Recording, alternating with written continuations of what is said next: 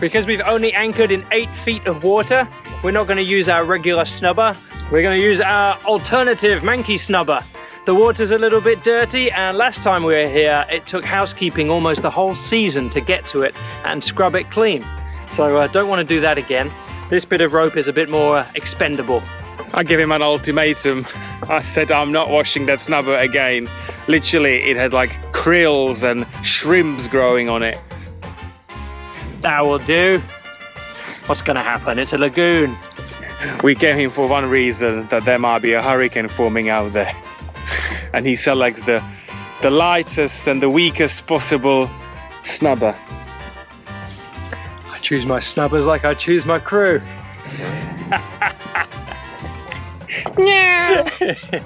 He walked right into that one. I'm speechless. Speechless! That's a first. Oh my god, it is so hot. It's unbelievable. There is just no airflow here in the lagoon. So it's time to go pick up our burgee for the Panama posse. And maybe while we're there, I think we're gonna jump in the pool, but don't tell anyone.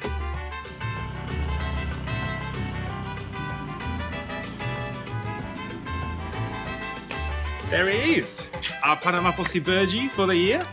And I think it's time to go and have a look at the pool before someone comes. We're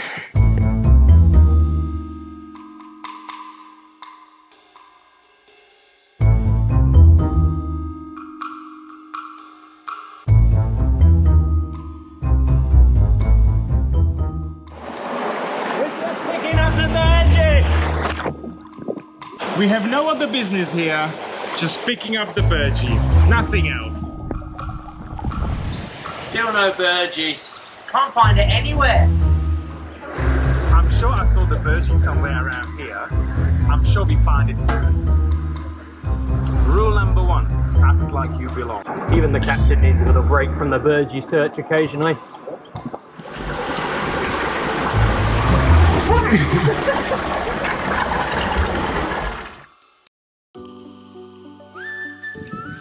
Finally, there's some wind. Been here for a few days in the lagoon. It was dead calm. Today's the first day that the wind made it all the way here, so it's time to go further south.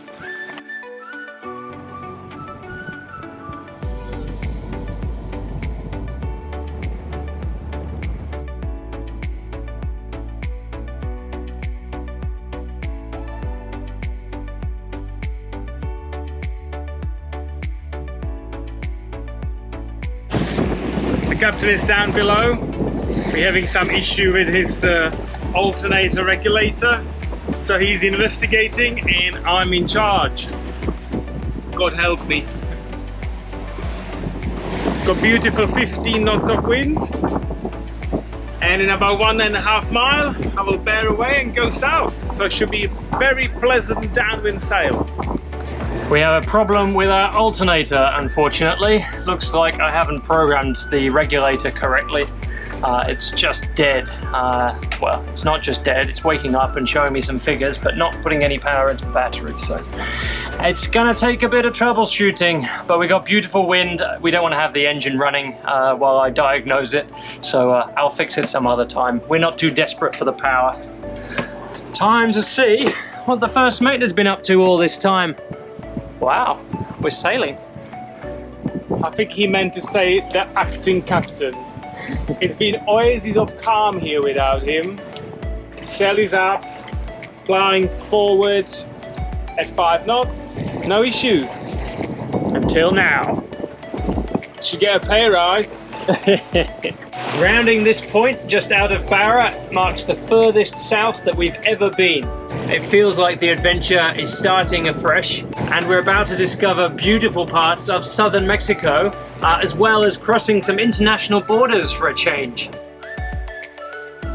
We've joined the Panama posse, and they offer some fantastic discounts on marinas as you head south into Costa Rica and Panama.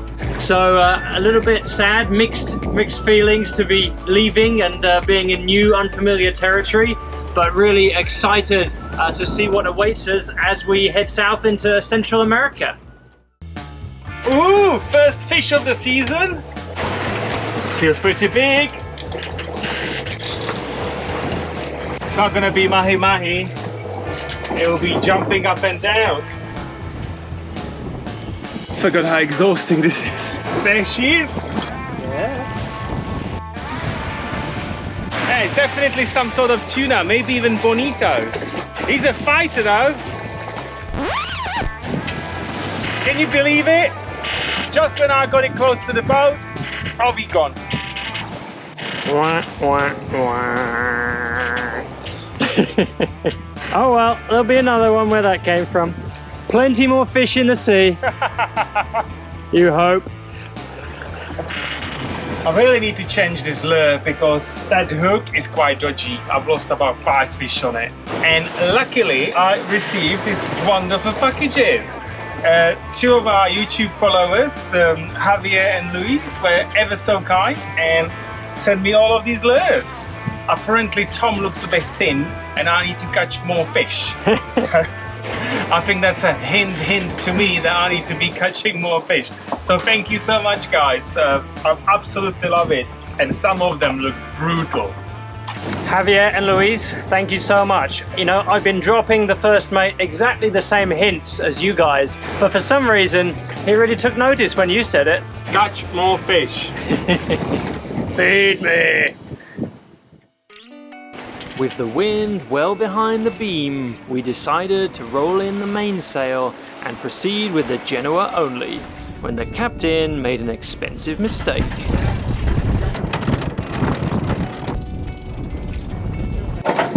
It's harder than it normally is. Not happy with that.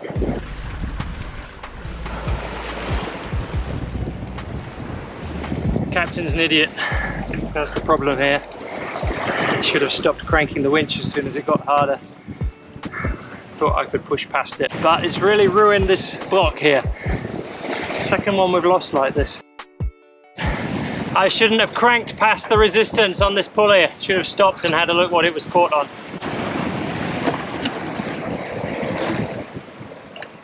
It's a problem for another day, I think. This is turning into a late sail for us. We've still got a few miles to go into the anchorage as the sun's coming down over the ocean behind us. But it's been a beautiful sail. Just a quick hop really, 20 odd miles. And we're almost there. The anchorage is starting to open up in front of us at the moment. So time to settle down, crack open the booze cupboard and see what the first mate has in store. We have high hopes of this anchorage. It's supposed to be a hidden gem of this coast. I just hope that we can hide from this huge swell that's developing. It's a bit wild here. The wind is howling over the mountains and we got some occasional swell rolling right in. But it's long distance, slow stuff, so it should be okay. Just need to find a spot for the night.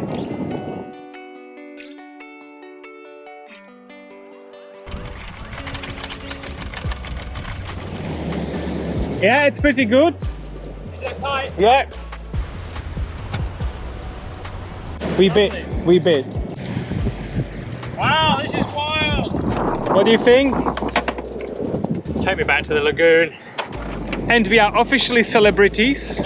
The gentleman on that boat, as we were coming in, he was shouting, "Bohemia, I came to the sea because of you. I'm going to the Sea of Cortez." So tomorrow we're gonna say hello and find out what the story is. We assumed that was a compliment on the way in, but maybe he hates it, and now us for taking him there. Esenada Carrizal is a wild and remote anchorage with no access from land. The bay stands in the shadow of a 1,300-foot volcano with steep rocky shores and lush tropical vegetation. The area was very different from anything we had seen before and impressed us with the variety of just a few short miles of Colima coastline.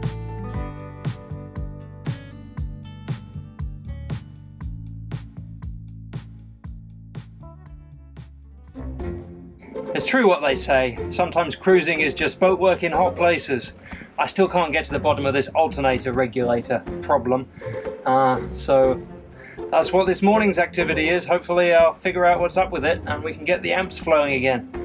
Got my instructions here. Spec cooking on a gas now.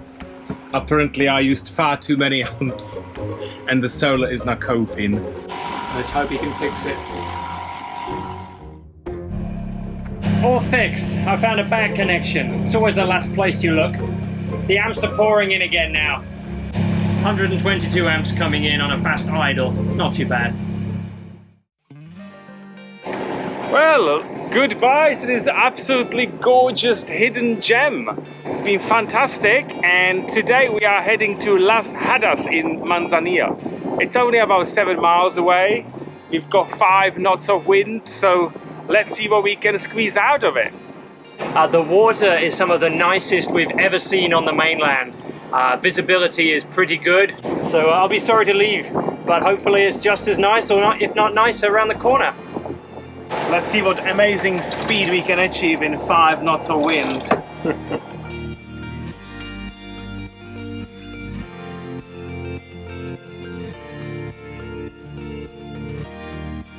Not really our day with the wind, unfortunately. What we were expecting from the forecast didn't really materialize. So we're just motor sailing slowly over there. We've only got 5 miles to go, and then we're going to drop the hook and see what the city has to offer. It doesn't look there's any other boat anchored there, so we should have our pick. Ooh, this is all fancy. I can't get used to the Mexican mainland. In the Sea of Cortez, we had no civilization, and every anchorage we rock up, there's a fancy resort right there. This is just gorgeous. I love the white houses. There's a bit of an ominous sailboat washed up on the beach behind us. Makes me a bit nervous, but let's hope it's decorative. The small town of Las Hadas features a beautiful hotel alongside Mediterranean-style whitewashed homes and a small marina. Anchorage can be taken behind the shelter of the marina breakwater, which treated us to some of the best views in town, as well as the resort's thoughtfully open Wi-Fi.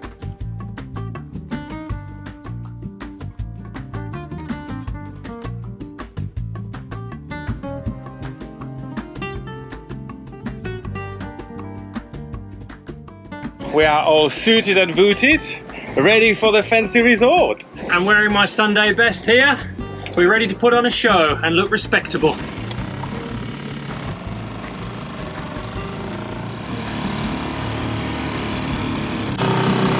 I'm glad we are not using this marina. I wouldn't really fancy doing a med-moor.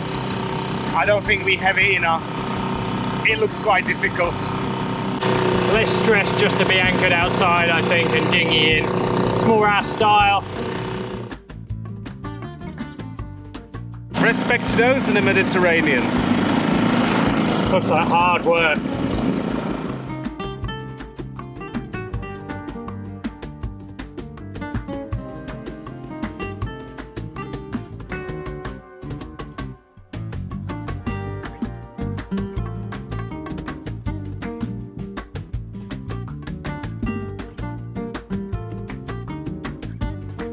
I think we anchored just about as close as we could out there. If we got any closer, we'd have to tie up to that swim platform.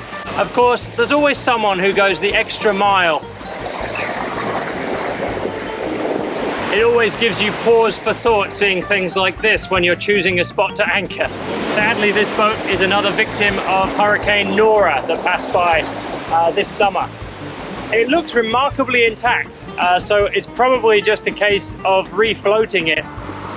The rudder looks good and the keel is standing straight down in the sand, so maybe you just need to turn up with a digger and tow it back to safety.